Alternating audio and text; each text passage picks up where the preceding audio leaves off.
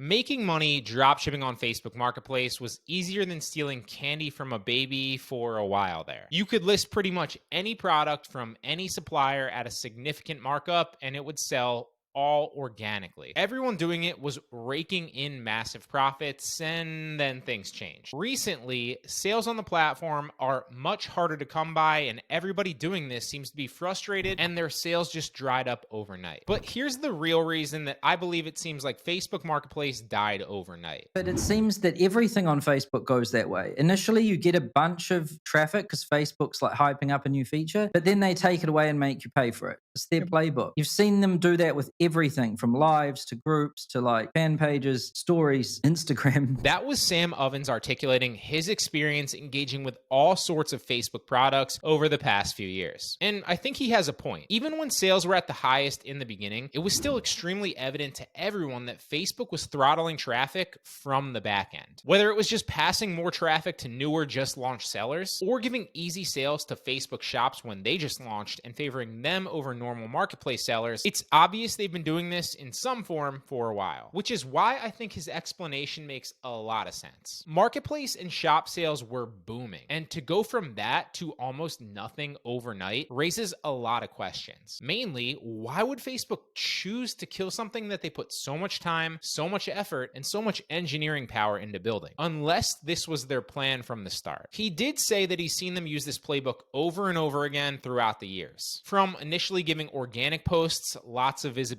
to then letting the feed get saturated with ads, to giving business pages tons of reach to their followers and then ultimately taking that away too, to the point now where you get almost zero engagement, to now Marketplace it seems. Maybe this was their end game all along. It's possible they wanted to build up Marketplace and shops and then begin to charge for ads once small third-party sellers and businesses became more established and set their products up on the platform. Personal Marketplace was their way to take some market share away from eBay and make 5% on every sale. And since dropshippers had turned to Facebook ads as the premier way to scale their own businesses on Shopify, it seems as if Facebook Shops was their reaction to that and their way to potentially cut out the middleman. So that way Facebook could collect the commission on every sale, cut Shopify out entirely, and pass traffic to people who already uploaded their products directly to Facebook Shops. And now that a lot of major companies have established their shops, there's thousands and thousands of other smaller third-party sellers on Marketplace, and customers are a little bit more used to the idea of buying products directly on Facebook. They might be thinking now's a good time to test killing organic reach that everyone began to rely on, and again start charging people for the privilege of reaching those customers. So if that's the case, what can you then do about it? I wouldn't recommend abandoning listing here altogether. There's certainly no doubt that sales are down significantly, but I'm still doing anywhere from $100 to $200 in profit every single day across marketplaces and shops entirely, which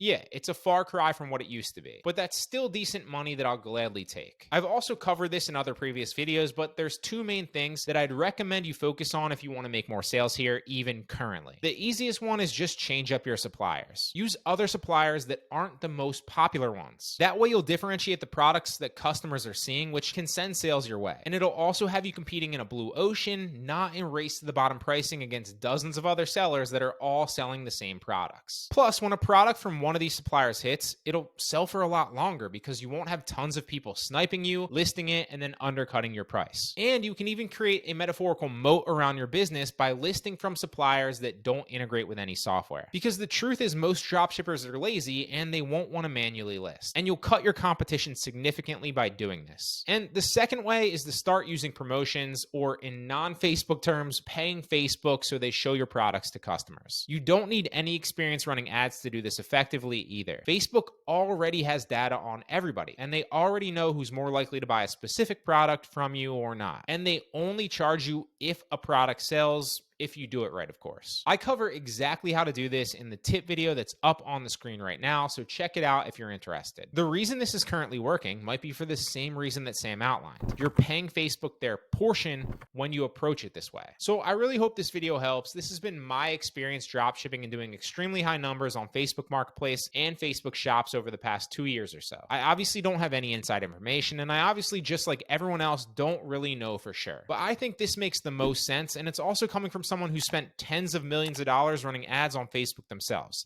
Sam, not me. And as always, this is just what's working for me, so I hope it works for you too.